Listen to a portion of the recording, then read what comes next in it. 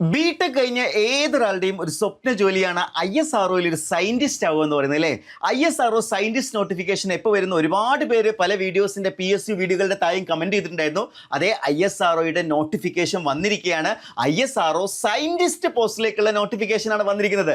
ഇത്തവണ നോട്ടിഫിക്കേഷൻ വന്നിരിക്കുന്നത് electronics, mechanical, computer science കഴിഞ്ഞ ഉദ്യോഗാർത്ഥികൾക്കാണ്. അപ്പോൾ ബാക്കി ബ്രാഞ്ചസുകാർ ഇലക്ട്രിക്കലൊക്കെ ചിന്തിക്കുന്നുണ്ട് ഞങ്ങളെ വേക്കൻസി വന്നിട്ടില്ലല്ലോ എന്ന്. തീർച്ചയായിട്ടും ഈ മറ്റു ബ്രാഞ്ചസിലുള്ള നോട്ടിഫിക്കേഷൻ നമുക്ക് വൈകാതെ എക്സ്പെക്ട് ചെയ്യാം. എല്ലാ ബ്രാഞ്ചസിന്റെ കൂടി ഒരുമിച്ച് എന്ത് ചെയ്യാറില്ല, നോട്ടിഫിക്കേഷൻ വരാറില്ല. സെപ്പറേറ്റ് ആയിട്ട് പിന്നീട് എന്ത് ചെയ്യാറുണ്ട്, നോട്ടിഫിക്കേഷൻസ് വരാറുണ്ട്. ഇത്തവണ ISROയിൽ ഒരു മികച്ച ഓപ്പർച്യൂണിറ്റി തന്നെയാണ് വന്നിരിക്കുന്നത്. ഇലക്ട്രോണിക്സ് കഴിഞ്ഞ ഉദ്യോഗാർത്ഥികൾക്കും മെക്കാനിക്കൽ കഴിഞ്ഞ ഉദ്യോഗാർത്ഥികൾക്കും അതേപോലെ കമ്പ്യൂട്ടർ സയൻസ് കഴിഞ്ഞ ഉദ്യോഗാർത്ഥികൾക്കും ഇതൊരു ഗോൾഡൻ ഓപ്പർച്യൂണിറ്റിയാണ്.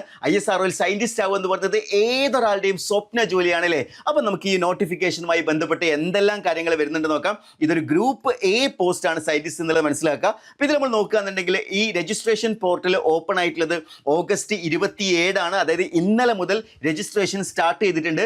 സെപ്റ്റംബർ 16 വരെ നിങ്ങൾക്ക് എന്ത് ചെയ്യാവുന്നതാണ്, ഈ ഒരു പോസ്റ്റിലേക്ക് അപ്ലൈ ചെയ്യാവുന്നതാണ്. അപ്പോൾ നിങ്ങളുടെ ഈ ഒരു ഡ്രീം പോസ്റ്റ് നിങ്ങൾ ആഗ്രഹിക്കുന്നുണ്ടെങ്കിൽ, ISROയിൽ ഡ്രീം പോസ്റ്റ് ആഗ്രഹിക്കുന്നുണ്ടെങ്കിൽ എത്രയും പെട്ടെന്ന് അപ്ലൈ ചെയ്യുക. ഈ ഒരു ടൈം ലൈനിൻ്റെ ഉള്ളിൽ തന്നെ നിങ്ങൾ അപ്ലൈ ചെയ്യുക. ഇനി വേക്കൻസി ആണല്ലേ, നിങ്ങൾക്ക് എല്ലാവർക്കും ആകാംക്ഷയോടെ നോക്കുന്നുണ്ടാവുക എത്രത്തോളം വേക്കൻസി വന്നിട്ടുണ്ട് എന്നുള്ളതാണ്. ഇവിടെയാണ് ഏറ്റവും മികച്ച വേക്കൻസി വന്നിരിക്കുന്നത്. ഇലക്ട്രോണിക്സ് ആൻഡ് കമ്മ്യൂണിക്കേഷൻസിൽ 100 വേക്കൻസിയാണ് ഇപ്പോൾ നിലവിൽ വന്നിരിക്കുന്നത്. അതേപോലെ തന്നെ മെക്കാനിക്കൽ എഞ്ചിനീയറിംഗിൽ 53 വേക്കൻസി വന്നിട്ടുണ്ട്. അതേപോലെ തന്നെ കമ്പ്യൂട്ടർ സയൻസിൽ 22 വേക്കൻസിയാണ് വന്നിരിക്കുന്നത്. അപ്പോൾ നിങ്ങൾക്ക് സ്വാഭാവികമായിട്ടും ഉള്ളൊരു സംശയമാണ് മറ്റു ബ്രാഞ്ചസുകാരുടെ കാര്യത്തിൽ. അപ്പോൾ ഞാൻ അതുകൊണ്ട് വീഡിയോയുടെ തുടക്കത്തിൽ പറഞ്ഞിട്ടുണ്ടായിരുന്നു മറ്റു ബ്രാഞ്ചസുകാരുടെ വേക്കൻസീസ് എന്ത് ചെയ്യും, പിന്നീട് എന്ത് ചെയ്യും, പുതിയ നോട്ടിഫിക്കേഷൻ ആയിട്ട് വരികയാണ് ചെയ്യുക. ഇത്തവണ ഇലക്ട്രോണിക്സ്, മെക്കാനിക്കൽ, കമ്പ്യൂട്ടർ സയൻസ് നല്ല ഒഴിവാണ് ഇത്തവണ വന്നിരിക്കുന്നത് എന്നുള്ള കാര്യം കൃത്യമായിട്ട് മനസ്സിലാക്കാം. പിന്നെ ഇത് ഗേറ്റിലൂടെയാണോ നിങ്ങളുടെ റിക്രൂട്ട്മെന്റ് എന്നുള്ള സംശയം ഉണ്ടെങ്കിൽ നിങ്ങൾ ആദ്യമേ നിങ്ങൾ മനസ്സിലാക്കുക, ഇത് ഗേറ്റ് ത്രൂ അല്ല, ഡയറക്റ്റ് ആയിട്ട് ISRO നടത്തുന്ന ടെസ്റ്റിലൂടെ തന്നെയായിരിക്കും എന്ത് ചെയ്യുന്നുണ്ടാവുക, ISRO സയന്റിസ്റ്റ് പോസ്റ്റിലേക്കുള്ള റിക്രൂട്ട്മെന്റ് നടക്കുന്നുണ്ടാവുക. അപ്പം നമ്മൾ ഇതിന്റെ ഏജ് ലിമിറ്റ് നമ്മൾ നോക്കുകയാണെങ്കിൽ ഒരുപാട് പേര് ചോദിച്ചിട്ടുണ്ടായിരുന്നു ഏജ് ലിമിറ്റ് എത്രയാണ് വരുന്നത് എന്നുള്ളത്.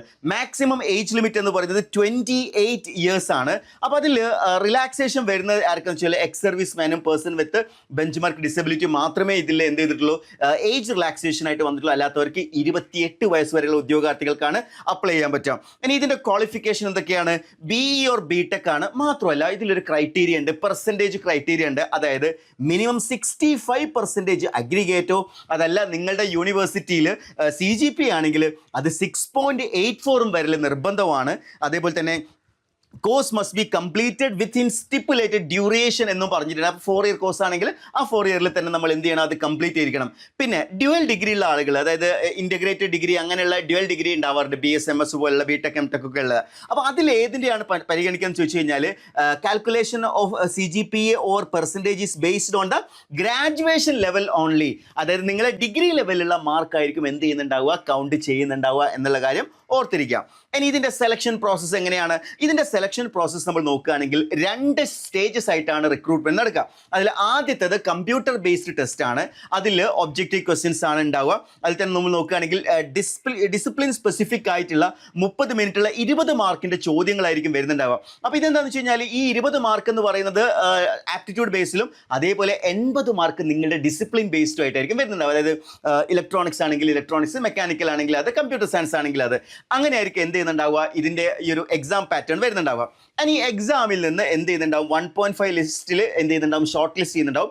അതിൽ രണ്ടാമത്തെ റൗണ്ടിൽ ഇൻ്റർവ്യൂ നടക്കുന്നുണ്ട്. അപ്പോൾ ഇൻ്റർവ്യൂ മാത്രമല്ല അതിൽ എന്തൊക്കെ കാര്യങ്ങൾ വരുന്നുണ്ട് നോക്കുക. അക്കാഡമിക് അച്ചീവ്മെൻറ്റിന് 10 മാർക്കുണ്ട്, കോംപ്രിഹെൻഷൻ 10 മാർക്കുണ്ട്, പ്രസൻറ്റേഷൻ ഓർ കമ്മ്യൂണിക്കേഷൻ സ്കില്ലിന് 20 മാർക്കുണ്ട്, technical knowledge 40 mark, general awareness 20 mark എന്ന് പറഞ്ഞിട്ടുള്ള അതേപോലത്തെ ഒരു സ്പ്ലിറ്റിംഗ് എന്ത് ചെയ്തിട്ടുണ്ട് രണ്ടാമത്തെ റൗണ്ടിലും വരുന്നുണ്ട്. അങ്ങനെയാണ് എന്ത് ചെയ്യുന്നത്, ഫൈനൽ സെലക്ഷനിലേക്ക് വരുന്നത്.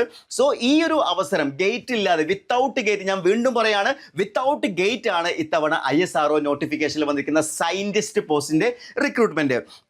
ഇനി ഇതിൻ്റെ ഫൈനൽ അപ്ലിക്കേഷൻ ഡേറ്റ് എന്ന് പറയുന്നത് സെപ്റ്റംബർ 16 ലാസ്റ്റ് ഡേറ്റിലേക്ക് ഒരിക്കലും മാറ്റി വെക്കരുത്. നിങ്ങൾക്കുള്ള ഈ ഒരു ഡ്രീം പോസ്റ്റിലേക്ക് അപ്ലൈ ചെയ്യാൻ ലാസ്റ്റ് ഡേറ്റിലേക്ക് മാറ്റി വെക്കരുത്. എത്രയും പെട്ടെന്ന് അപ്ലൈ ചെയ്യുക. ഇതിൻ്റെ ബേസിക് പേ നമ്മൾ നോക്കുകയാണെങ്കിൽ 56,100 അപ്പോൾ നിങ്ങളായിരിക്കും ഇതാണോ സാലറി എന്ന്? അല്ല, ബേസിക് പേയോട് കൂടി ഡിയർനെസ് അലവൻസ് 50% ആണ് ഇപ്പോൾ സെൻട്രൽ ഗവൺമെൻറ്റിലുള്ളത്. അതേപോലെ HR അത് നിങ്ങളുടെ ലൊക്കേഷൻ അനുസരിച്ചിട്ട്, അതേപോലെ transportation and medical allowance, NPS benefit, ഇതെല്ലാം കൂടി വരുന്ന സമയത്ത് 1 lakh എന്ന് പറഞ്ഞിട്ടില്ല. ഞാൻ മുമ്പേ പറഞ്ഞിട്ടുണ്ടായിരുന്നു PSUസുകളിലെല്ലാം എന്താണ് 1 lakh എന്ന് പറയുന്ന ആ ഒരു സാലറി ടച്ച് ചെയ്യാറുണ്ട്. അപ്പോൾ ഇത്തവണ ഈ ISRO സയൻറ്റിസ്റ്റ് പോസ്റ്റിലും ഈ ഒരു ടച്ച് ചെയ്യും എന്നുള്ള കാര്യത്തിൽ യാതൊരു സംശയമില്ല. ഇത് കൂടാതെ നിങ്ങളൊന്ന് ആലോചിച്ച് നോക്കി, നിങ്ങളുടെ നാട്ടിൽ നിങ്ങൾ പോകുന്ന സമയത്ത് നിങ്ങൾ എവിടെയാണ് വർക്ക് ചെയ്യുന്നതെന്ന് ചോദിച്ചു കഴിഞ്ഞാൽ ഞാനൊരു ISRO സയൻറ്റിസ്റ്റ് ആണ് എന്ന് പറഞ്ഞു കഴിഞ്ഞാൽ കിട്ടുന്ന ആ ഒരു പ്രിവിലേജ് എന്ന് പറയുന്നത്, അല്ലെങ്കിൽ ആ ഒരു വാല്യൂ എന്ന് പറയുന്നത് തീർച്ചയായിട്ടും നിങ്ങളെ ഏറ്റവും അധികം ഈ ഒരു പോസ്റ്റിലേക്ക് അട്രാക്ട് ചെയ്യുന്ന ഒരു ഫാക്ടർ അല്ലേ. സോ ഇന്ത്യയുടെ ഏറ്റവും പ്രധാനപ്പെട്ട ഓർഗനൈസേഷൻ ആയിട്ടുള്ള ISROയിൽ സയൻറ്റിസ്റ്റ് ആവാനുള്ള അവസരമാണ് നിങ്ങൾക്ക് കൈവന്നിരിക്കുന്നത്. സോ എൻട്രിയുടെ ISRO ബാച്ചസ് നമ്മൾ സ്റ്റാർട്ട് ചെയ്യുകയാണ്. തീർച്ചയായിട്ടും ISRO ക്രാക്ക് ചെയ്യാൻ ആഗ്രഹിക്കുന്ന ഒരുപാട് ഉദ്യോഗാർത്ഥികളുണ്ട്. ഈ ISRO എക്സാം നിങ്ങൾ ക്രാക്ക് ചെയ്യാൻ ആഗ്രഹിക്കുന്നുണ്ടെങ്കിൽ, എൻട്രിയോടൊപ്പം നിങ്ങൾ ക്രാക്ക് ചെയ്യാൻ ആഗ്രഹിക്കുന്നുണ്ടെങ്കിൽ താഴെ കൊടുത്തിരിക്കുന്ന ഗൂഗിൾ ഫോം ഫില്ല് ചെയ്യുക. അതേപോലെ സ്ക്രോൾ ചെയ്തിരിക്കുന്ന നമ്പറിൽ കോൺടാക്ട് ചെയ്താൽ കൂടുതൽ ഇൻഫർമേഷൻ ലഭിക്കുന്നതായിരിക്കും. ഇപ്പോൾ ഓണത്തിൻ്റെ ഓഫറൊക്കെ ഇപ്പോഴും റൺ ചെയ്തുകൊണ്ടിരിക്കുകയാണ്. അപ്പോൾ ഓണം ഓഫറിൻ്റെ ഒക്കെ ഭാഗമായിട്ട് ഈ ബാച്ചസിലേക്കൊക്കെ നിങ്ങൾക്ക് എന്ത് ചെയ്യാവുന്നതാണ്? ഏറ്റവും അഫോർഡബിൾ ആയിട്ടുള്ള ഏറ്റവും മികച്ച പ്രൈസിങ്ങിൽ തന്നെ ജോയിൻ ചെയ്യാവുന്നതാണ്. സോ എൻട്രിയുടെ ISRO ബാച്ചിൽ ജോയിൻ ചെയ്യാനും കൂടുതൽ വിവരങ്ങൾ അറിയുന്നതിന് വേണ്ടി താഴെ കൊടുത്തിരിക്കുന്ന ഗൂഗിൾ ഫോം ഫില്ല് ചെയ്യുക, അല്ലെങ്കിൽ സ്ക്രോൾ ചെയ്തിരിക്കുന്ന നമ്പറിൽ കോൺടാക്ട് ചെയ്താൽ മതി. അപ്പോൾ ഇന്ന് തന്നെ ജോയിൻ ചെയ്യൂ, നിങ്ങളുടെ പ്രിപ്പറേഷൻ സ്റ്റാർട്ട് ചെയ്യൂ. നിങ്ങളുടെ ഫ്യൂച്ചർ ISROയിൽ ഒരു ഫ്യൂച്ചർ സയൻറ്റിസ്റ്റ് ആയിട്ട് മാറട്ടെ. Wish you all the best.